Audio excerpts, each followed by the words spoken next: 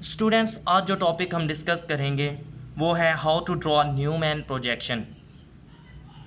ये topic related है conformational analysis of alkanes से। लेकिन कन्फॉर्मेशनल एनालिसिस को डिस्कस करने से पहले ये नेसेसरी है कि हमें न्यूमैन प्रोजेक्शन ड्रॉ करना आए। तो ड्रॉ करने से पहले हम लोग डिस्कस करते हैं जनरल कॉन्सेप्ट को कि न्यूमैन प्रोजेक्शन है क्या। तो यहाँ पर मैंने एक ब्रीफ सी डेफिनेशन लिखी है। A Newman projection is useful in alkane stereochemistry, visualizes the conformation of a chemical bond from front to back with the front atom represented by a dot and the back carbon as a circle like। अब इसको समझने के लिए कि देखें यहाँ पर हमारे पास है इथेन। तो फॉर एग्जांपल हम इधर क्या करते हैं कि हम एक कार्बन को ज्यूम करते हैं कि ये फ्रंट कार्बन है। यहाँ पर मैंने डॉट लगा दी है, तो ये फ्रंट होगा तो डेफिनेटली ये बैक कार्बन होगा। अब यहाँ पर हम इस कॉन्सेप्ट को अप्लाई करते हैं जब हम rotation around sigma bond discuss करते हैं। अब फॉर एग्जांपल हमारा ये बैक कार्बन जो है ये रोटेट कर रहा है अराउंड सिग्मा बॉन्ड। ये हमारा सिग्मा बॉन्ड है। ये हमारा क्या है, हमारा वो वाला कार्बन जो कि हमने अज्यूम किया हुआ है कि ये मूव नहीं कर रहा, इसको हमने होल्ड किया हुआ है और ये मूव कर रहा है। ठीक है, तो अब यहाँ पर ये डॉट जो है ये फ्रंट वाले कार्बन को इंडिकेट कर रहा है और ये तीन लाइंस जो हैं इसके साथ ये तीन हाइड्रोजन्स को इंडिकेट कर रही हैं। यहाँ हाइड्रोजन की जगह कोई और भी ग्रुप हो सकता है। और ये बैक कार्बन को सर्कल से इंडिकेट किया है और इसकी थ्री लाइंस इसके थ्री हाइड्रोजन्स को इंडिकेट कर रही हैं। अब ड्रॉ करने से पहले कुछ इंपॉर्टेंट टर्म्स हैं उनको डिस्कस कर लेते हैं। इसमें हमारे पास मेन टू टाइप्स की न्यूमैन प्रोजेक्शंस होती हैं, इक्लिप्स्ड एंड स्टैगर्ड। इक्लिप्स्ड वो फॉर्म है जिसमें हमारे सेम ग्रुप्स जो हैं वो मिनिमम डिस्टेंस पे होंगे और स्टैगर्ड वो फॉर्म है जहाँ पर सेम ग्रुप्स मैक्सिमम डिस्टेंस पे होंगे। तो जब सेम ग्रुप्स मैक्सिमम डिस्टेंस पे होंगे तो डेफिनेटली स्टैगर्ड फॉर्म में रिपल्शन कम होगी और ये ज़्यादा स्टेबल होगी as compare to eclipsed form. उसके अलावा कुछ और टर्म्स हैं, गॉच, पार्शियल एंड स्क्यू, इसको हम यूज़ करेंगे। तो इन सभी के सेम मीनिंग है। तो चलिए अब हम देखते हैं कि न्यूमैन प्रोजेक्शन ड्रॉ किस तरह करते हैं। अब यहाँ पर हम लोग इथेन, प्रोपेन और ब्यूटेन को डिस्कस करेंगे और अगर आपको इसकी अच्छी तरह से समझ आ गई तो आप किसी भी अल्केन का न्यूमैन प्रोजेक्शन ड्रॉ कर सकते हैं। अब फॉर एग्जांपल हमारे पास यहाँ इथेन है, तो अगर हम इसको फ्रंट कार्बन अज्यूम करते हैं तो डेफिनेटली ये हमारे पास बैक कार्बन हो जाएगा। अब फ्रंट कार्बन के साथ कितने हाइड्रोजन हैं, 3, और बैक के साथ कितने हैं, 3। अब देखें यहाँ पर ये फ्रंट कार्बन है, इसके 3 हाइड्रोजन्स, और बैक कार्बन उसके भी 3 हाइड्रोजन्स। अब यहाँ पर हमने इनको इतने डिस्टेंस पर क्यों रखा और यहाँ पर क्यों इस तरह किया। अब स्टैगर्ड फॉर्म को हमने कहा था कि यहाँ पर हमारे पास सेम ग्रुप्स जो हैं वो मैक्सिमम डिस्टेंस पे होते हैं। तो मैक्सिमम डिस्टेंस हमारे पास यहाँ पर इसी फॉर्म में पॉसिबल है, इस वजह से हम कहते हैं स्टैगर्ड फॉर्म स्टेबल है। अगर हम यहाँ पर इसकी 60 डिग्री पे रोटेशन करवाएं तो हमारे पास इक्लिप्स फॉर्म आ जाती है।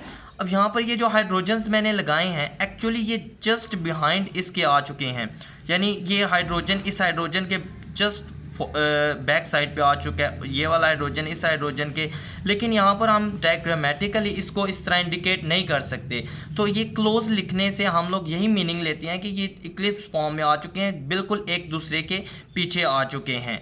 ठीक है, तो ये हमारे पास है इक्लिप्स फॉर्म जब हम 60 डिग्री रोटेशन करवाते हैं। ठीक है, तो यहाँ पर हमारे पास जो एंगल है यहाँ पर कितने 60 डिग्री, तो सेम ग्रुप्स क्या हैं, एक दूसरे से दूर हैं। लेकिन यहाँ पर क्या है, यहाँ पर हमारे पास 0 डिग्री, यहाँ पर सेम ग्रुप्स एक दूसरे के जस्ट बिहाइंड आ चुके हैं। ठीक है, अब हम प्रोपेन को डिस्कस करें तो प्रोपेन में देखें क्या है कि यहाँ पर भी 2 पॉसिबिलिटीज़ हैं। या हम इस कार्बन को फ्रंट ले लेते हैं तो ये कौन सा हो जाएगा, बैक, या इसको फ्रंट ले लें तो ये बैक हो जाएगा। अब फॉर एग्जांपल मैं इसको फ्रंट कार्बन रखता हूँ तो देखें इसके साथ कितने ग्रुप्स हैं, 3 हाइड्रोजन्स। और अगर इसको बैक रखता हूँ तो इसके साथ क्या है, 2 हाइड्रोजन्स और एक मिथाइल ग्रुप। ये आपने याद रखना है कि हमारे पास जो इम्पोर्टेंट इसका तरीका है वो यही है प्रोसीजर के, इसको इस तरह से करें। अब यहाँ पर देखें ये फ्रंट कार्बन हमने लिया, इसके साथ क्या थे, 3 हाइड्रोजन्स। अब 3 हाइड्रोजन्स लगा दिए। अब बैक कार्बन को देखें तो उसके साथ क्या था, 2 हाइड्रोजन्स और एक मिथाइल ग्रुप। तो अब यहाँ पर हमने क्या कहा था कि स्टैगर्ड फॉर्म में हमने इसको मैक्सिमम डिस्टेंस पे रखना है। ये हाइड्रोजन्स देखें एक दूसरे से फर्दर अपार्ट हैं, सिमिलरली ये दोनों हाइड्रोजन्स भी यहाँ पर। अब देखें जब हम 60 डिग्री रोटेशन करवाते हैं तो यहाँ पर कितना एंगल मैंने ऊपर बताया था, ये देखें 60 डिग्री है। ऊपर से जब 60 की रोटेशन करवाई तो ये CH3 इस हाइड्रोजन के जस्ट बिहाइंड आ जाएगा, ठीक है। इसी तरह ये हाइड्रोजन इस हाइड्रोजन के बिहाइंड आ जाएगा। अब यहाँ पर क्या है कि हमारे पास रिपल्जन मैक्सिमम हो चुकी है, इस वजह से हम कहते हैं कि इक्लिप्स जो है वो लेस स्टेबल है। तो ये तो था इजी, लेकिन ट्विस्ट स्टार्ट होता है ब्यूटेन से। अगर आपको ब्यूटेन की समझ आ गई, ब्यूटेन की न्यूमैन प्रोजेक्शन, तो आप किसी भी अल्केन की न्यूमैन प्रोजेक्शन ड्रॉ कर सकते हैं। तो चलिए अब डिस्कस करते हैं ब्यूटेन की न्यूमैन प्रोजेक्शन। अब यहाँ पर देखें, यहाँ पर कुछ स्टूडेंट्स मिस्टेक कर देते हैं कि देखें यहाँ पर क्या करते हैं कि वो इस कार्बन को फ्रंट रख लेते हैं और इसके साथ क्या हो गए 3 हाइड्रोजन्स, ठीक हो गया। और इसको क्या कर लेते हैं बैक रख लेते हैं, तो इसके साथ 2 हाइड्रोजन्स और एक इथाइल ग्रुप लगा देते हैं। तो ये रॉन्ग वे है, न्यूमैन प्रोजेक्शन को इस तरह से ड्रॉ नहीं करना।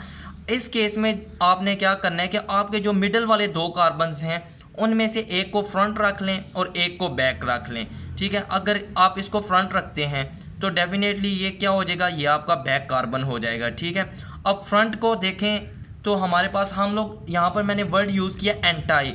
यहाँ पर आके असल जो है वो ट्विस्ट स्टार्ट होता है कि फ़र्स्ट ऑफ ऑल हमने फ्रंट और बैक को डिसाइड करना है। तो फ्रंट हमने इस कार्बन को रख लिया, ठीक है, ये सेकंड नंबर कार्बन को, और थर्ड नंबर कार्बन को हमने बैक कार्बन रख लिया। अब जो हमारा फ्रंट कार्बन है उसके साथ 2 हाइड्रोजन्स हैं और एक मिथाइल, तो ये देखें 2 हाइड्रोजन्स और एक मिथाइल। अब बैक वाले के साथ भी 2 हाइड्रोजन्स और एक मिथाइल है, तो 2 हाइड्रोजन्स और एक मिथाइल लगा दिया।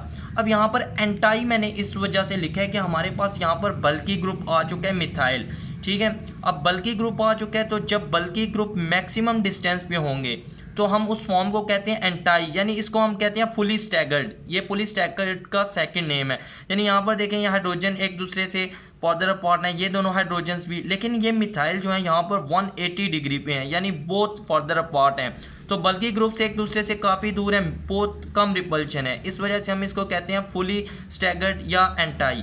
अब यहाँ से हम स्टार्ट करते हैं 60 डिग्री रोटेशन अगर करवाएं, तो यहाँ पर देखें ये हाइड्रोजन इसके बिहाइंड आ चुके हैं, ये वाला हाइड्रोजन इस मिथाइल के बिहाइंड आ चुका है और ये मिथाइल इस हाइड्रोजन के बिहाइंड आ चुका है। लेकिन यहाँ पर मैंने वर्ड यूज़ किया स्क्यू इक्लिप्स्ड। तो स्क्यू इक्लिप्स्ड एक्चुअली कहते हैं पार्शियल इक्लिप्स्ड, यानी फुली इक्लिप्स्ड नहीं, क्योंकि यहाँ पर फुली इक्लिप्स्ड कब होगा कि जब दोनों हाइड्रोजन्स एक दूसरे के बिहाइंड आ जाएंगे और ये मिथाइल इस मिथाइल के बिहाइंड आएगा, तो वहाँ पर मैक्सिमम रिपल्जन होगी। अब यहाँ पर रिपल्जन है इन 2 हाइड्रोजन्स के दरमियान, लेकिन यहाँ पर मिथाइल और हाइड्रोजन के दरमियान और यहाँ पर मिथाइल और हाइड्रोजन के दरमियान उतनी रिपल्जन नहीं जितनी 2 मिथाइल्स के दरमियान होगी। अब अगेन 60 डिग्री रोटेशन करवाएंगे तो क्या होगा, ये मिथाइल हमारे पास इधर आ जाएगा, ये हाइड्रोजन इधर और ये वाला हाइड्रोजन इधर। अब इसको मैंने लिखा है स्क्यू स्टैगर्ड। स्क्यू स्टैगर्ड और फुली स्टैगर्ड में खुद देखें आपको डिफरेंस समझ आ जाएगा। यहाँ पर मिथाइल, दोनों मिथाइल ग्रुप्स क्या थे 180 पे थे, लेकिन यहाँ पर देखें तो ये 60 पर आ चुका है, यानी थोड़ी बहुत रिपल्शन है यहाँ पर। तो ये क्या होगा, ये एंटाई के कंपैरिजन में लेस स्टेबल होगा, लेकिन स्क्यू से ज़्यादा स्टेबल है, क्योंकि staggered form is always more stable then Eclipse form. अब जब अगेन इसके 60 डिग्री रोटेशन करवाएंगे तो अब हमारे पास आती है फुली इक्लिप्स्ड फॉर्म। अब यहाँ पर देखें मिथाइल के बिहाइंड मिथाइल आ चुका है, यानी बिल्कुल 0 डिग्री पे आ चुके हैं यहाँ पर। तो ये दोनों हाइड्रोजन्स भी 0 डिग्री पे, ये दोनों हाइड्रोजन भी 0 डिग्री पे, तो मैक्सिमम रिपल्जन यहाँ पर आ चुकी है, ठीक है।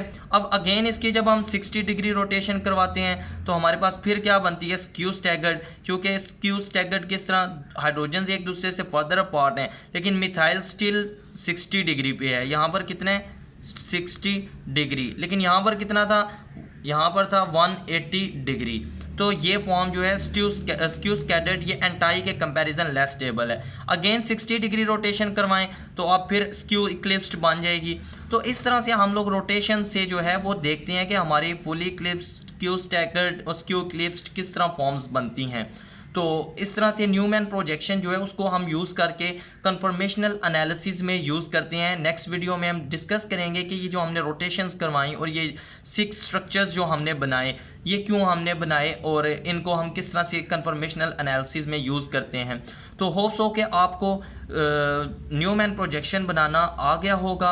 आप इन तीनों स्ट्रक्चर्स की प्रैक्टिस करें, फिर आप ब्यूटेन, स्पेशली जिसको ब्यूटेन वाली समझ आ जाए तो वो किसी भी अल्केन की न्यूमैन प्रोजेक्शन ड्रॉ कर सकता है। तो वीडियो पसंद आई हो तो लाइक एंड सब्सक्राइब करें। मिलते हैं नेक्स्ट वीडियो में कन्फर्मेशनल एनालिसिस के साथ।